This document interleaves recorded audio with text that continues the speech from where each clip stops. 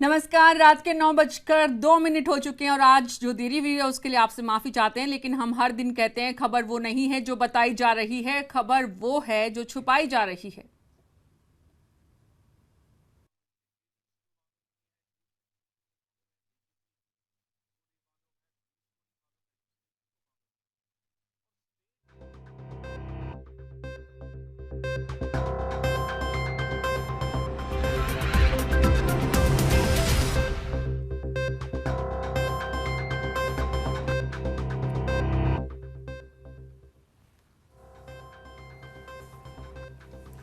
नमस्कार। जो देरी हुई है रात के 9:03 होने को है और आज हम तुलनात्मक रूप से थोड़े से देर आपको इंतजार करना पड़ा, माफी चाहते हैं, लेकिन शुरुआत करते हैं खबरों का सिलसिला। खबर वो नहीं है जो बताई जा रही है, खबर वो है जो छुपाई जा रही है। ये हम रोज कहते हैं और छुपी हुई खबरों को हम हर दिन सामने लेकर आने की कोशिश करते हैं। नोटबंदी पर जारी सियासत ने भी सेना को मानो साथ में घसीट लिया है। पश्चिम बंगाल में सेना की मौजूदगी को तख्ता पलट की कोशिश बताने वाली ममता ने अब मोदी सरकार को डाकू तक कह दिया है।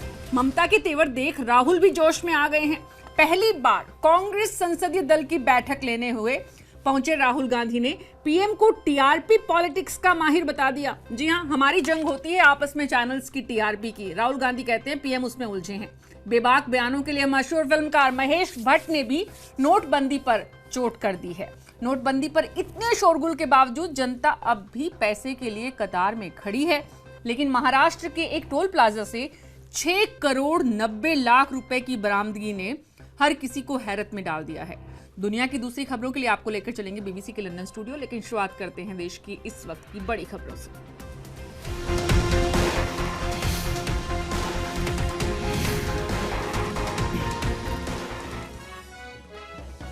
पश्चिम बंगाल में टोल बूथ्स पर सेना की तैनाती पर विवाद के 30 घंटे बाद ममता बनर्जी अपने दफ्तर से बाहर निकल आई। निकलते ही बनर्जी ने कहा मोदी सरकार डाकू बन गई है और वो उन्हें कुचलना चाहती है। ममता बनर्जी ये भी कहना नहीं भूली कि इसके खिलाफ कानूनी लड़ाई लड़ी जाएगी। इससे पहले आज पश्चिम बंगाल में टोल प्लाजा पर सेना की तैनाती और सीएम ममता बनर्जी की सुरक्षा को लेकर संसद में जोरदार हंगामा हुआ। इतना बढ़ गया ये हंगामा कि लोकसभा में रक्षा मंत्री को बाकायदा सफाई पेश करनी पड़ी। हालांकि उनका अंदाज हमलावर था। रक्षा मंत्री ने सेना को राजनीति में शामिल करने पर सवाल उठाते हुए कहा, ऐसे अभ्यास रूटीन तौर पर किए जाते रहे हैं। उधर पश्चिम बंगाल एरिया के GOC major general Sunil Yadav ने सेना की तैनाती के टीएमसी के सभी आरोपों को सिरे से नकार दिया। उन्होंने कहा, सेना की आवाजाही को लेकर इस तरह का रूटीन अभ्यास हमेशा चलता रहता है, जिसमें अलग अलग राज्यों के सभी एंट्री पॉइंट्स पर सेना सिर्फ भारी वाहनों का डेटा इकट्ठा करती है।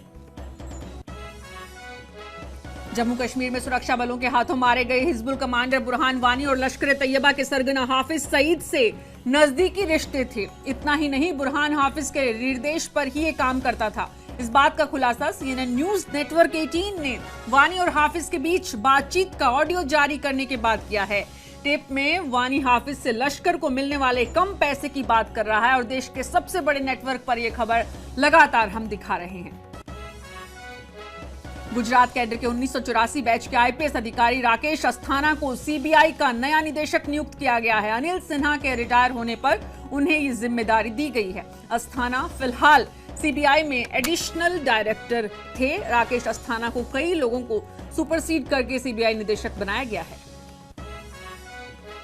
राजधानी दिल्ली समेत पूरे उत्तर भारत में कोहरे का कहर जारी है। इस वजह से आज 140 फ्लाइट्स को देर से उड़ाया गया। घंटों तक देरी से उड़ी हैं फ्लाइट्स। दिल्ली के इंदिरा गांधी इंटरनेशनल एयरपोर्ट पर खराब विजिबिलिटी की वजह से 10 से ज्यादा फ्लाइट्स को टेक ऑफ और लैंडिंग की परेशानी आई। मौसम विभाग के मुताबिक आने वाले कुछ दिनों तक ऐसे ही हालात रह सकते हैं।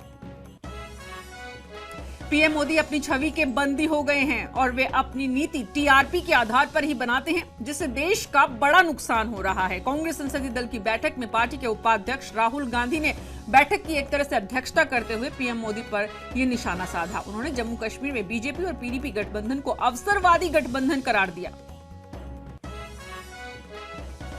कांग्रेस अध्यक्ष सोनिया गांधी कांग्रेस संसदीय दल की बैठक में नहीं पहुंची थी क्योंकि कांग्रेस के तमाम वरिष्ठ नेताओं ने दरवाजे पर ही कांग्रेस उपाध्यक्ष राहुल गांधी को बाकायदा गुलदस्ते के साथ स्वागत किया, उन्हें सेंट्रल हॉल ले गए।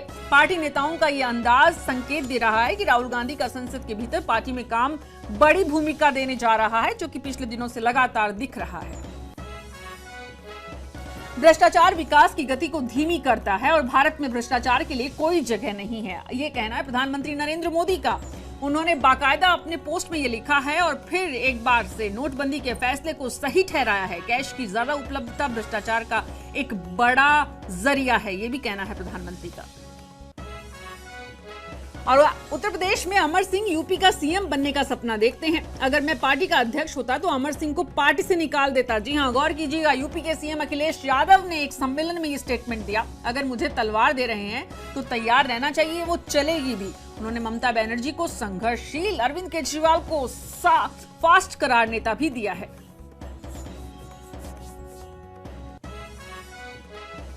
सिनेमा हॉल में राष्ट्रगान बजाने का आदेश जारी करने वाले सुप्रीम कोर्ट ने उस याचिका को खारिज कर दिया है जिसमें ये मांग की गई थी कि अदालत की कार्रवाई शुरू होने से पहले अदालत में भी राष्ट्रगान बजना चाहिए। एक एडवोकेट की याचिका पर अब कोर्ट ने अटॉर्नी जनरल से राय मांगी है। हालांकि पूर्व अटॉर्नी जनरल सोली सोराबजी ने कहा कि ऐसे मामलों में निर्णय देने से अदालतों को बचना चाहिए।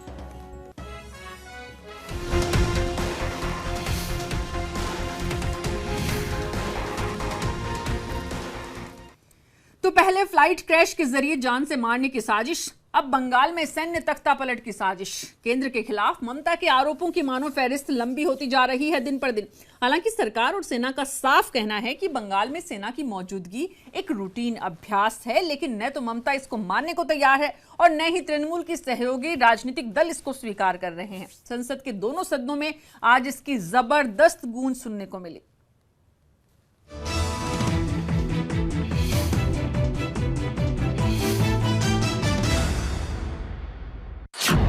Motive is political, motive is vindictive, motive is unconstitutional, motive is unethical, motive is undemocratic। এবং আমিও সিদ্ধান্ত নিয়েছি আর্মি যতক্ষণ এখান থেকে উইথড্র না হবে আমার সেক্রেটারিয়েটের সামনের এখান থেকে আমি এখানে থাকবো। আমার সেক্রেটারিয়েট এটা হচ্ছে গণতন্ত্রের সেক্রেটারিয়েট, ইলেক্টেড গভর্নমেন্ট। আমি এখানে জানতে চাই এখানে কি মিলিটারি কু হয়েছে? बीती रात ममता बनर्जी के इस बयान से देश की सियासत में तूफान आ गया।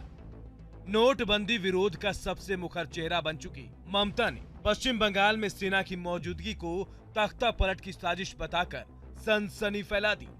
ममता ने सेना के जवानों पर टोल नाकों से वसूली इल्जाम भी आयद कर दिया। हालांकि सुबह होते ही सेना के प्रवक्ता ने इसे रूटीन अभ्यास कहते हुए सारे आरोपों को खारिज कर दिया, लेकिन ममता नहीं मानी और आज फिर अपने आरोपों को दोहरा दिया। गुस्साई बीजेपी इसे ममता की ओछी राजनीति बता रही है। मोर देन 80 सच पॉइंट्स पूरे नॉर्थ ईस्ट में 9 स्टेट्स में more than 80 such points have been established. Allegation of collection of money by army personnel is totally baseless. Police को भी बताया, सबको बताया, उसके बाद भी आपने इतनी घिनौनी हरकत करी। ये दिखाता है कि ममता जी आप किस स्तर तक की राजनीति में गिर सकती, इसलिए आपको इंडियन आर्मी से माफी मांगनी चाहिए। संसद भी इस मुद्दे पर उठे शोर से बच नहीं सकी।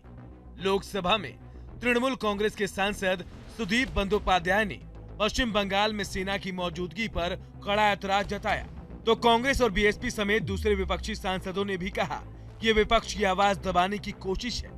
हालांकि रक्षा मंत्री मनोहर पर्रिकर ने साफ किया कि सेना के रूटीन अभ्यास पर सियासत देश हित में नहीं है और एक मुख्यमंत्री को ऐसे आरोप कतई नहीं लगाने चाहिए जिससे सेना का मनोबल गिरता हो। Army have taken over most of the toll plazas of city of Kolkata and West Bengal. No permission was sought from the Secretariat of West Bengal government. We would ask Honorable Defence Minister to withdraw army immediately, and if any such exercise is to apply, then government to government negotiation is to be made and the only decision is to be taken. Bharat के सेना को ऐसे राजनीति में घसीटना ये ठीक नहीं है, उचित नहीं है, ये सरासर गलत है। आप बाहर सवाल करोगे और अंदर बवाल करोगे, ये ठीक नहीं है। एक आर्मी का रूटीन एक्सरसाइज होता है जो पिछले कई वर्षों से जारी है। वेस्ट बंगाल में कंसर्न ऑफिशियल्स को इसकी जानकारी दी थी। मुझे इस सदन को कहते हुए बहुत दुख हो रहा है कि इस प्रकार के सेना का रूटीन एक्सरसाइज को कंट्रोवर्सी बना लेना एक गलत है और indicates a political frustration rather than correct aspect being pointed out. ये केवल पॉलिटिकल फ्रस्ट्रेशन है। राज्यसभा में इस मुद्दे पर जमकर हंगामा हुआ। तृणमूल सांसदों से पहले कांग्रेस नेता गुलाम नबी आजाद ने इस मसले पर सरकार और पीएम के बयान की मांग की, तो तृणमूल सांसद सुखेंदु शेखर रॉय और डेरेक ओब्रायन ने सरकार पर तोहमतों की बारिश कर दी। मायावती ने कहा कि बिना राज्य सरकार की इजाजत के सेना की तैनाती संघीय ढांचे पर हमला है, लेकिन सरकार ने कहा कि इस सेना को राजनीति में घसीटने की बेजा कोशिश है और विपक्ष को इससे बाज आना चाहिए। मैं कोई आर्मी पर आरोप नहीं लगाता हूं, लेकिन ये एक अद्भुत बात हो रही, ये पहली दफा हमारी समझ में आ रही कि इस तरह से स्टेट गवर्नमेंट को पूछे बगैर, स्टेट गवर्नमेंट के चीफ मिनिस्टर को मालूम नहीं है, चीफ सेक्रेटरी को नहीं मालूम है, डीजीपी को नहीं मालूम है, पुलिस को नहीं मालूम है, एडमिनिस्ट्रेशन को मालूम नहीं, और स्टेट गवर्नमेंट्स के टोल प्लाजाज टेक ओवर करे स्टेट आर्मी, तो ये बड़ा अचंबा लगता है। प्रधानमंत्री जी को इस पर बोलना चाहिए। बंगाल की 19 जगह में सेना तैनात किया गया और बंगाल की प्रशासन को, पुलिस अधिकारी को बिना बताए किस कारण हो रहा है, स्टेट एडमिनिस्ट्रेशन को बिना बताए, लोकल एडमिनिस्ट्रेशन को बिना बताए सेना कदम उठाएगा। संविधान में कहा है यह एडमिनिस्ट्रेटिव रिलेशन क्या होगा सेंट्रल स्टेट में, बताया गया इस संविधान में। सरकार जवाब दे, संविधान की किस प्रावधान पर ये सेना तैनात करके वहां फियर साइकोसिस पैदा करना चाहते हैं। बंगाल की जनता ब्रिटिश से लड़े हैं और मोदी जी का तानाशाही के खिलाफ भी लड़ेगा। ठीक है, बंगाल की जनता मोदी सरकार की तानाशाही के खिलाफ भी लड़ेगा।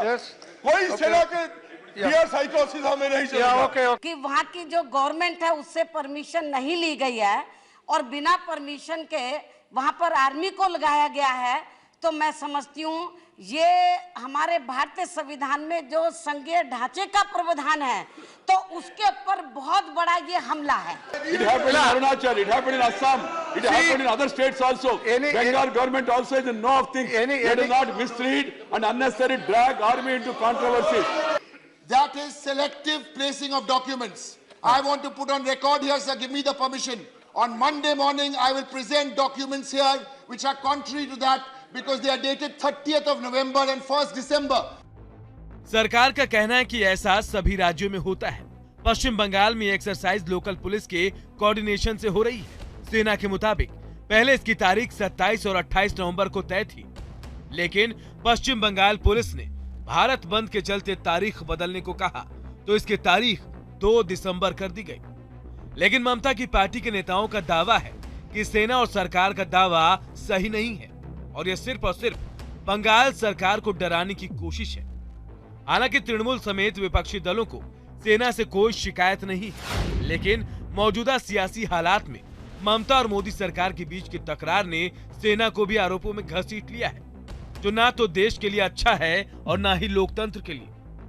देश की बात के लिए ईटीवी नेटवर्क। तो क्या ये लोकतंत्र और भारत के संघीय ढांचे पर वाकई में खतरा है? वाकई में ये उसका उल्लंघन हो रहा है? देश की संसद में इतना हंगामा क्यों है? और सेना की तैनाती क्या इससे पहले भी राज्यों में इसी तरह से रूटीन प्रैक्टिस का हिस्सा रही है, या फिर ममता बनर्जी जो सवाल उठा रही है उसमें दम है और उसमें सरकार को जवाब देना होगा? हमारे खास मेहमानों के साथ इस पर चर्चा करेंगे विस्तार से छोटे से ब्रेक के बाद बीच में होंगी बीबीसी से सुर्खियां इंटरनेशनल।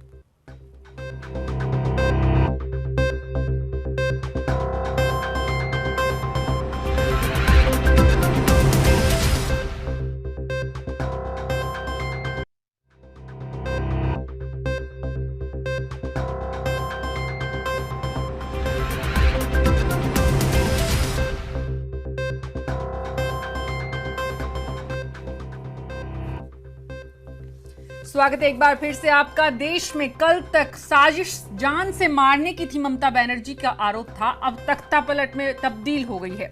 नोटबंदी पर केंद्र सरकार के खिलाफ खुला मोर्चा खोलने वाली ममता बनर्जी के आज के आरोप ने संघीय व्यवस्था पर सवालिया निशान जड़ दिया है।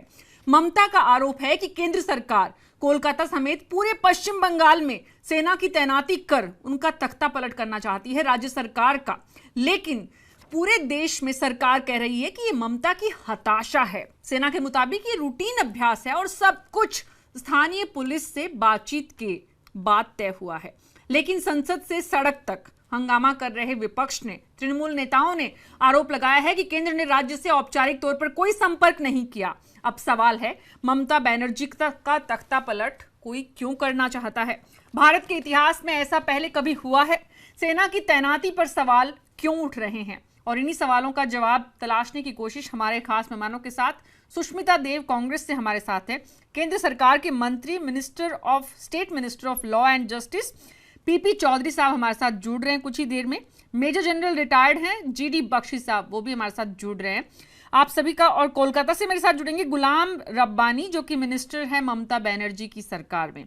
आप सभी का बहुत बहुत स्वागत है। शुरुआत में आपसे ही करना चाहूंगी सुष्मिता, आपको लगता है कि सेना की तैनाती वाकई में संघीय व्यवस्था का उल्लंघन हुआ है?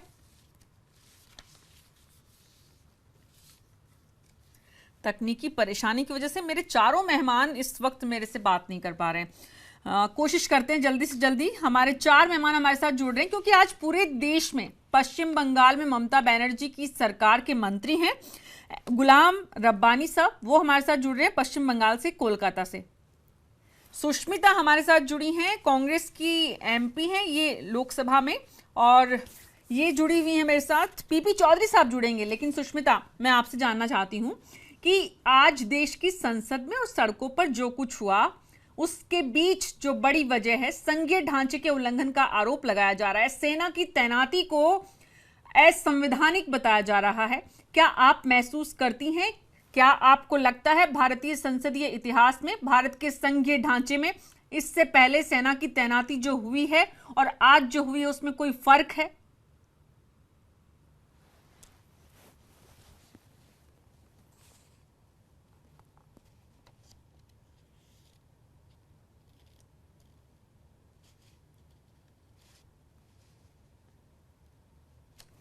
गुलाम रब्बानी मेरे साथ जुड़ गए हैं सुष्मिता देव से। तकनीकी परेशानी की वजह से हम बात नहीं कर पा रहे हैं, माफी चाहते हैं हमारे दर्शकों से और कोशिश करते हैं जल्दी से जल्दी संपर्क जुड़े।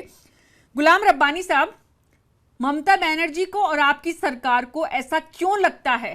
क्या वाकई सरकार से बातचीत नहीं हुई, या फिर पुलिस से जो बातचीत हुई है उसको आप सरकार से बातचीत नहीं मान रहे हैं?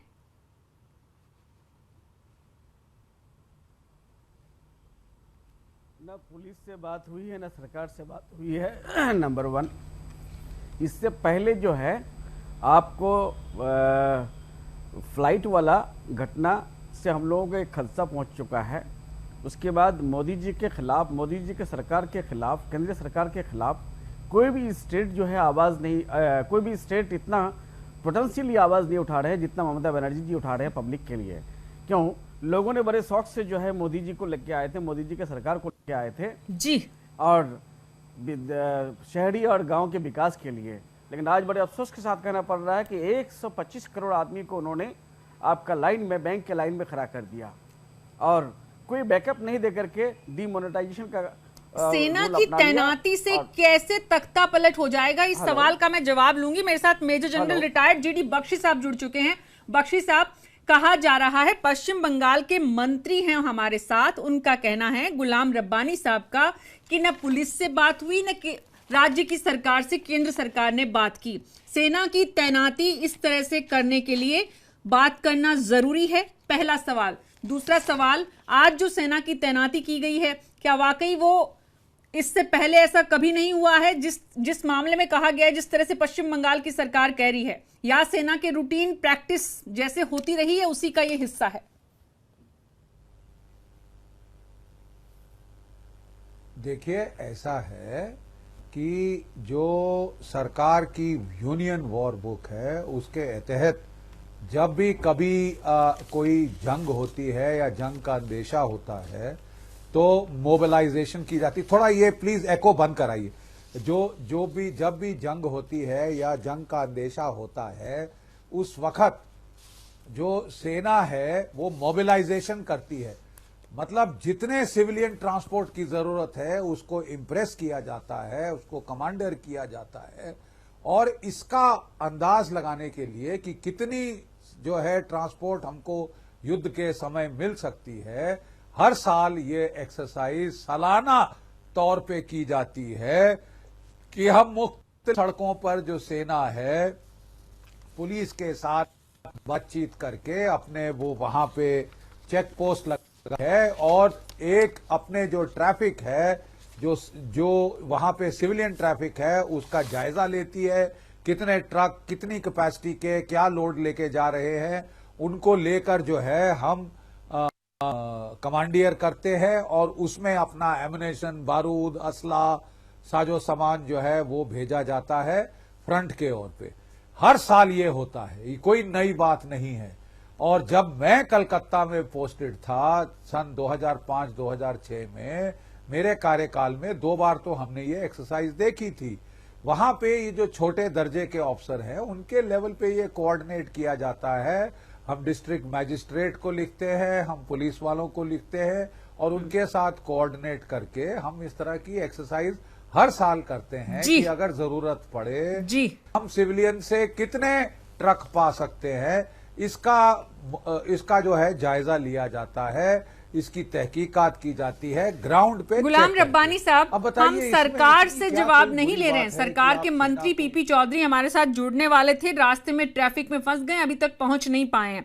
लेकिन मैं आपसे ये समझना चाहती हूं कि ये जो सेना के पूर्व अधिकारी, न ये सरकार का हिस्सा है न ये सेना का हिस्सा है, लेकिन अगर ये निष्पक्ष रूप से ये बता रहे हैं कि ये प्रैक्टिस का रूटीन का हिस्सा है और इसके लिए किसी तरह की परमिशन की उस तरह से जरूरत नहीं है जिसकी आप चर्चा कर रहे हैं, तो ऐसे में आपको तख्ता पलट की आशंका क्यों नजर आ रही है?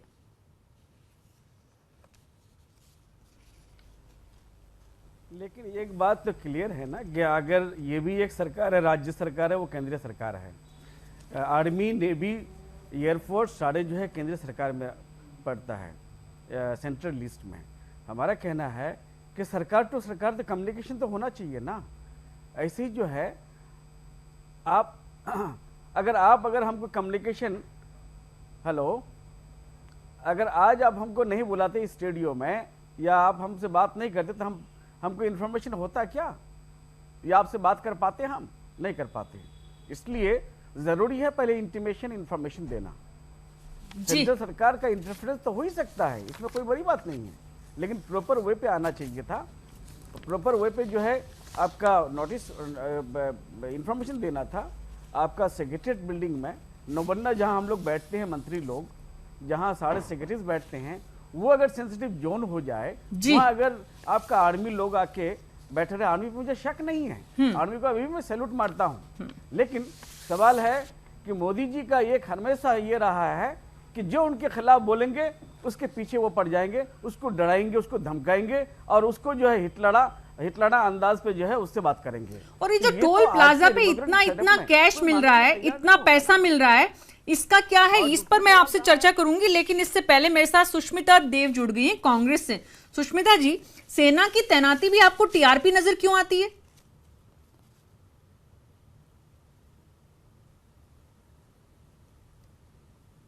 हमने सेना की तैनाती को टीआरपी कहीं नहीं कहा है। आपने कहां से लिया है मुझे पता नहीं, पर आज सदन में तृणमूल कांग्रेस के नेता ने सरकार के सामने कुछ सवाल रखा है कि मोदी जी कहते हैं राज्य सरकार और भारत सरकार को मिलकर काम करना चाहिए, पर क्या ये सवाल ऑपोजिशन की तरफ से नहीं कर सकते कि अगर सेना को तैनात किया है तो राज्य सरकार, एक राज्य के मुख्यमंत्री को के पास इंफॉर्मेशन क्यों नहीं है? उनका पूरा हक बनता है ये पूछना। मोदी सरकार का ये मैं कहूँगी कि ये उनका हैबिट हो गया है कि हर चीज़ में वो अपने आप को सही मानते हैं, वो मुंह से हर मुख्यमंत्री की इज्जत करते हैं। आज ममता जी की सरकार ने जीएसटी में उनका साथ दिया, पर आज क्या मोदी सरकार ने उनको वो इज्जत दी जो एक मुख्यमंत्री को मिलना चाहिए? यही सवाल आज सदन में किया गया, जिसके जवाब में डिफेंस मिनिस्टर ने इस पूरे मुद्दे को बिल्कुल राजनीतिक तरीके से उन्होंने जवाब दिया। कहा कि सेना के ऊपर हम प्रश्न चिन्ह रख रहे हैं। ये बिल्कुल सरासर गलत है, गलत इंटरप्रिटेशन है। हर विरोधी दल के नेता का ये अधिकार होता है कि सरकार की तरफ से अगर ऐसा कोई एक्शन लिया जाए जो फेडरलिज्म के खिलाफ हो, उस पर सवाल कर ही सकती है, उसका आप जवाब दें जी। हर चीज को आप आर्मी की तरफ क्यों डायरेक्ट कर देते हैं जी? लेकिन बिल्कुल वाजिब सवाल है आपका, जवाब लेंगे अगर हमारे साथ केंद्र सरकार के मंत्री जुड़ गए, नहीं तो विपक्ष को देना ही पड़ेगा। लेकिन राहुल गांधी को ऐसा लगता है कि प्रधानमंत्री का फैसला टीआरपी लेने वाला है, तो जो टीआरपी उनको नहीं मिल रही है उसका पेन है क्या राहुल गांधी को और कांग्रेस को?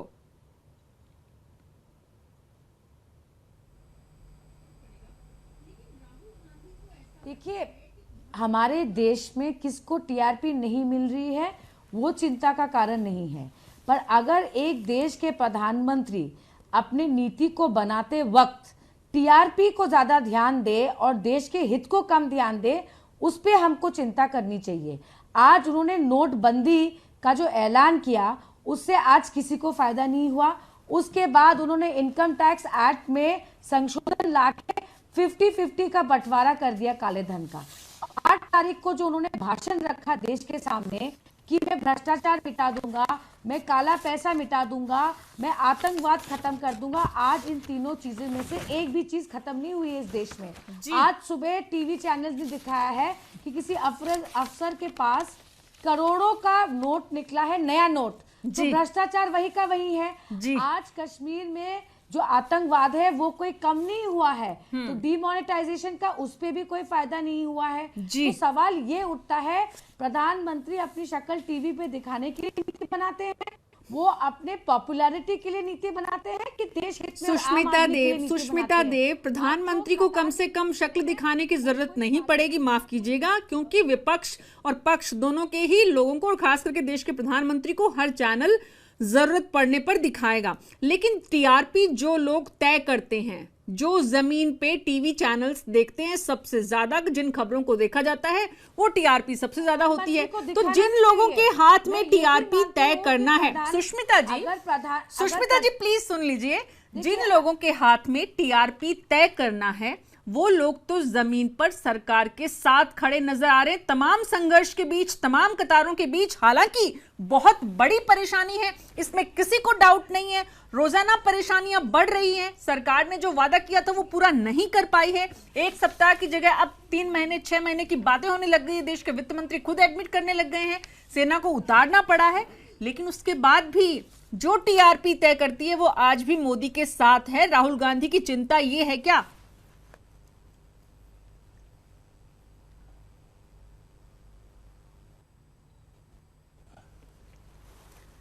सुष्मिता जी, अगर आपको मेरी आवाज आ रही है तो आप बोलिए प्लीज।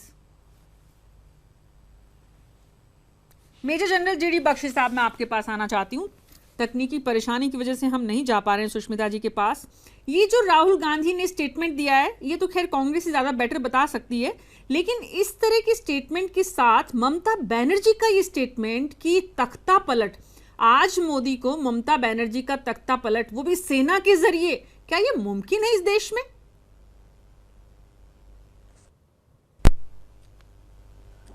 देखिए, प्लीज आप सेना को ऐसी चीजों से बाहर रखिए। मेरा कहना है कि आप सेना को ऐसी चीजों से बाहर रखिए, क्योंकि आपके आपस में जो भी पॉलिटिकल वैमनस्य हो वो पॉलिटिकल पार्टीज आपस में सॉल्व करें।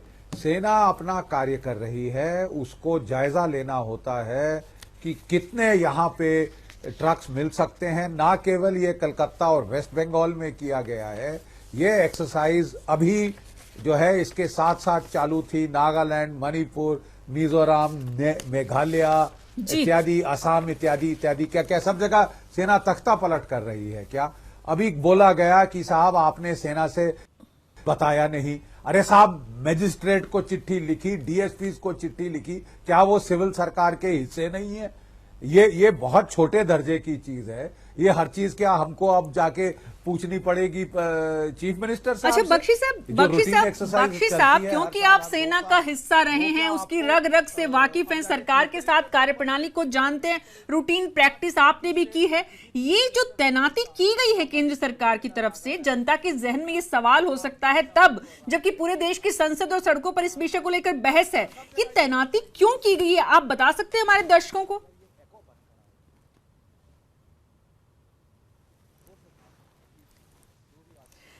जी बख्शी साहब से मैं वापस बात करूंगी, उससे पहले रब्बानी साहब, गुलाम रब्बानी साहब जो कि ममता बनर्जी सरकार के मंत्री हैं और उनको लगता है कि उनकी सरकार को तख्ता पलट करने के लिए प्रधानमंत्री ने, देश की केंद्र की सरकार ने सेना की तैनाती की है। लेकिन रब्बानी साहब, मुख्यमंत्री पद की जो गरिमा होती है और मुख्यमंत्री को जो व्यवहार करना चाहिए, क्या ये उसका पालन हो रहा है?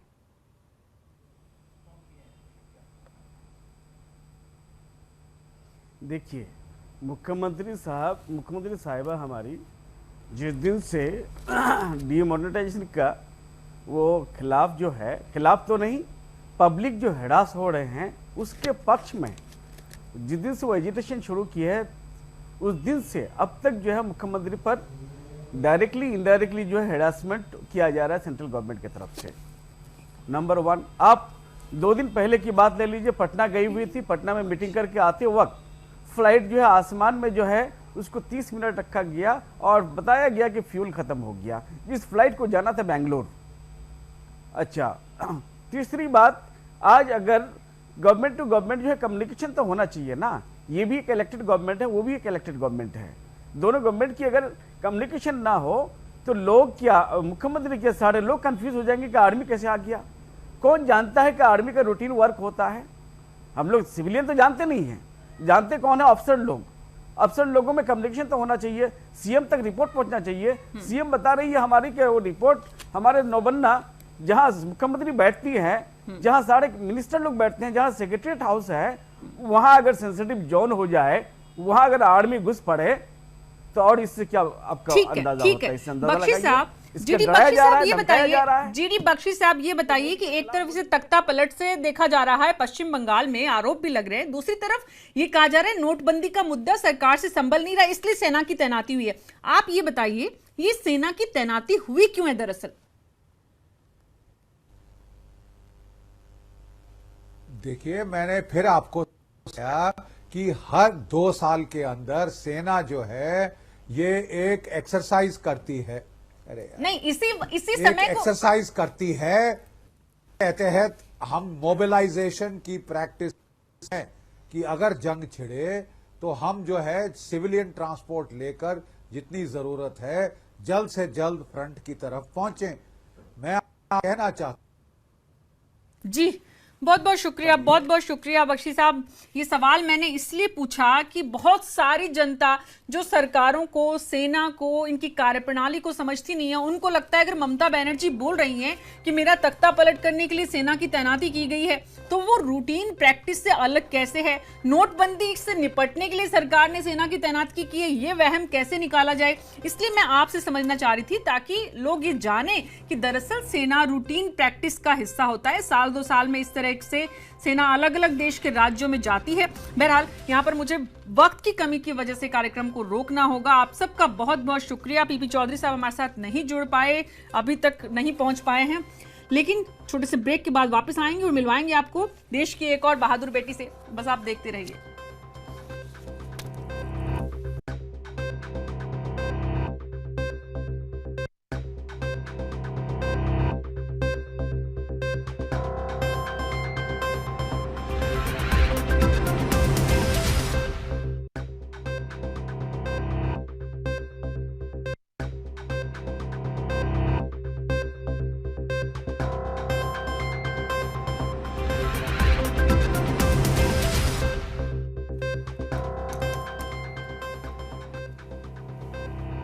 स्वागत है एक बार फिर से आपका। देश की बात बेटियों के सम्मान के बिना अधूरी है।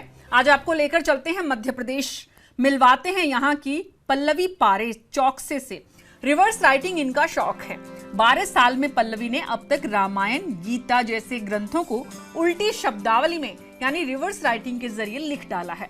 फिलहाल वो बाइबल लिखने में जुटी हुई है, जिसके लिए इनको राज्य सरकार से प्रशंसा पत्र भी मिल चुका है। उल्टे शब्द लिखने पर 32 साल की पल्लवी के कॉलेज में, जब वो कॉलेज में पढ़ती थी, उस वक्त नंबर कटे गए बाकायदा, लेकिन उन्होंने इस कमजोरी को अपनी जिद बनाया। आज टीचर हैं और साथ साथ इंग्लिश मीडियम स्कूल में पढ़ाती हैं। अलग अलग क्षेत्रों में छोटे छोटे प्रयास करने वाली ये बेटियां देश का स्वाभिमान है और हमें इन पर अभिमान है।